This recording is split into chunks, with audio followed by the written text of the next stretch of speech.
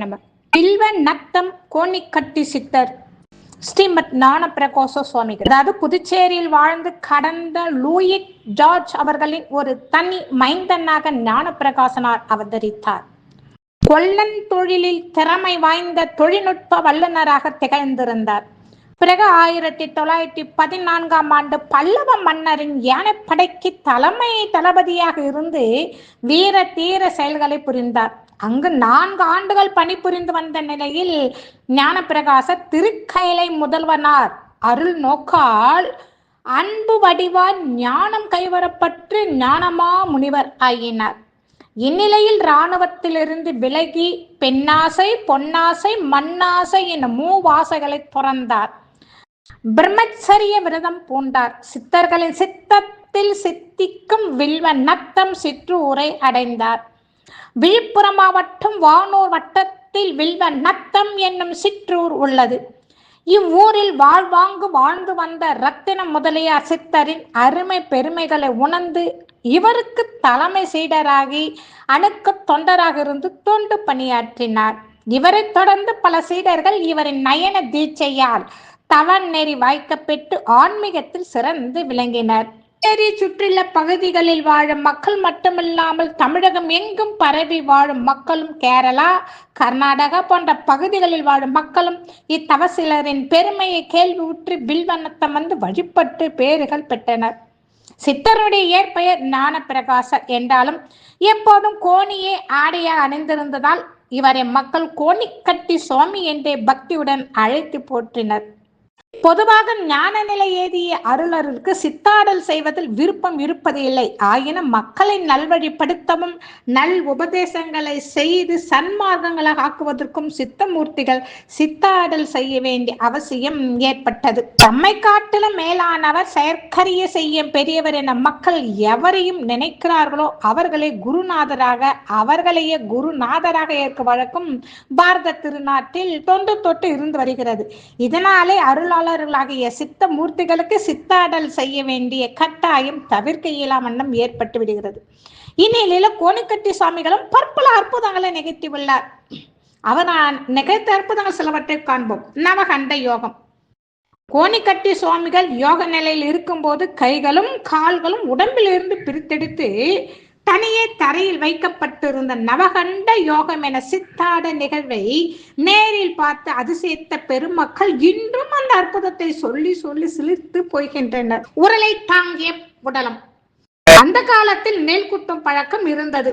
அரவை மில்கள் எல்லாம் இல்லாத காலம் அது. பெரிய கல் உரலில் நெல்லை கொட்டி பூன் போட்ட மர உலக்கையால் கிராமிய பாடல்களை பாடியவாறு பெண்கள் நெல் குட்டுவர். நீண்ட நேரம் இடித்து உமையும் அரிசியும் பிரித்தெடுப்பர்.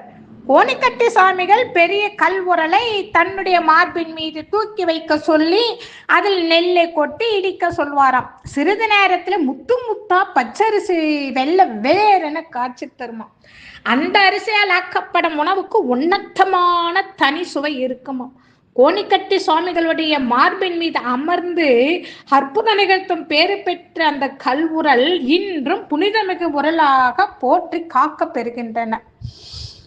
ஞானகுருவால் ஆட்கொள்ளப்பட்ட உரல் என்னும் உரலில் ஆன்மா என்னும் நெல்லை இட்டு நல்வினை தீவினை என்னும் உலக்கையால் இடிக்க இடிக்க மும்மலை என உமி பிரிந்து நிற்கும். உயிர்கள் கடை தேரும் என்னும் தத்துவத்தை விளக்கவே கோணிக்கட்டி சுவாமிகள் அத்தகைய அற்புதத்தை நிகழ்த்தி காட்டினார். கல்லை பிசைந்து கனியாக்கிய கருணை. போக்குவரத்துக்கு பயன்படும் கட்டை வண்டிகளும் அச்சு தயாரிப்பர் இரும்பினால் ஆக்கப்பட்ட அந்த அச்சுகளை உலைக்கூடத்தில் வைத்து சூடு காட்டி பலமுறை சம்பட்டியால் அடித்து ஒழுங்குபடுத்துவர். பழுக்கு காய்ச்சப்பட்ட இரும்பு அச்சு சம்பட்டி அடிகளால் பதப்படுத்தப்படும். இதுதான் வழக்கம். கோணிக்கட்டி சுவாமிகள் காய்ச்சிய இரும்பு அச்சினை கொதிக்கும் உலையிலிருந்து கையில் எடுத்து சம்பட்டி அடி இல்லாமலேயே தனது கையால் சரியான வடிவத்திற்கு அச்சானை கொண்டு வந்து விடுவார். கருங்கல் மனத்தை கடவுள் கருணையில் கனிய வைப்பான் என்ற கருத்தை விளக்குவது போல இந்த சித்தாடல் அமைந்துள்ளது அல்லவா. கல்லை பிசைந்து கனியாக்கி தன் கருணை வெள்ள தழுத்தி வினை கலந்த வேதினன் என்னும் திருவாசகத்தொடர் இங்கு நினையத்தக்கதாகும். ஒரு பிடிமண். கோணிக்கட்டி சுவாமிகள் அனுமந்தை என்னும் ஊருக்கு சென்றார். அந்த காலத்தில் கல் இறக்கும் தொழில் அங்கே நடைபெற்று கொண்டிருந்தது.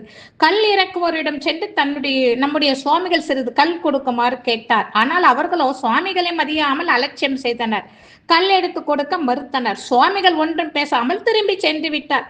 சிறிது தூரம் செல்வதற்குள் அந்த கல் இறக்குவோர் வேகமாக ஓடி வந்து சுவாமிகளை மன்னித்தருள வேண்டும், கல் முழுதும் வீணாகி விட்டது என்று காலில் விழுந்து வணங்கினர். சுவாமிகள் தம் கையால் ஒரு பிடி மண்ணை அள்ளி எடுத்து, இந்த ஆரம், இதை கொண்டு போய் அந்த கல் இருக்கும் பானைக்குள் போடும் என்று கூறினார். சுவாமிகள் தந்த மண்ணை கல் இருக்கும் பானைக்குள் போட்டதும் முழுவதும் பழையபடி நல்ல கல்லாக மாறிவிட்டது.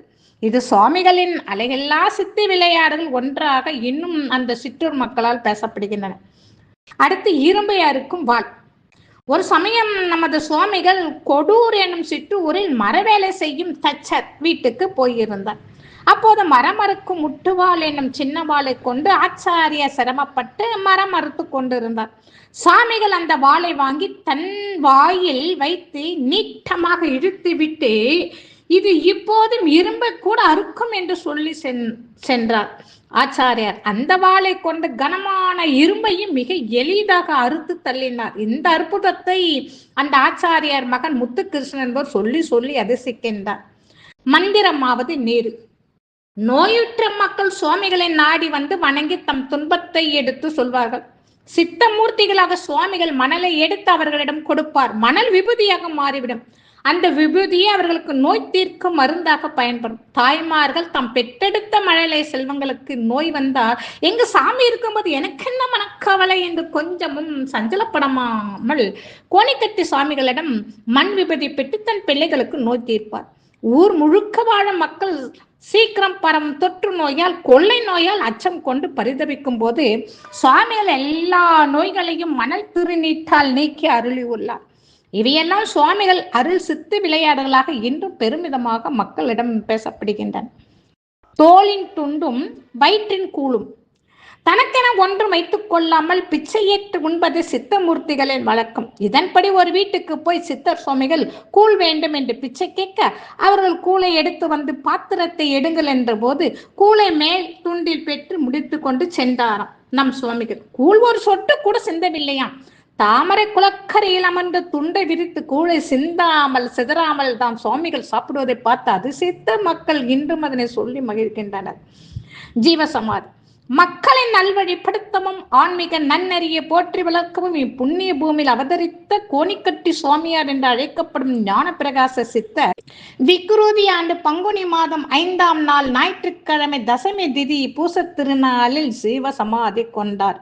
எது ஆதியோ அதனோடு எது நம்மை சமப்படுத்துகிறதோ அதுவே சமாதியாகும். கோணிக்கட்டி சுவாமிகள் இந்த ஜீவ சமாதி திருநிலையும் வில்வநந்தத்தில் அமைந்துள்ளன.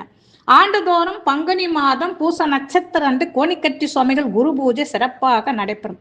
அத்தகைய கோணிக்கட்டி சுவாமிகளின் ஆசீர்வாதம் பெற நாமும் அவர் இடத்திற்கு சென்று அவர் திருவடியை வணங்கி அவர் ஆசீர்வாதம் பெறுவோமாக. திருச்சிற்றம்பலம்.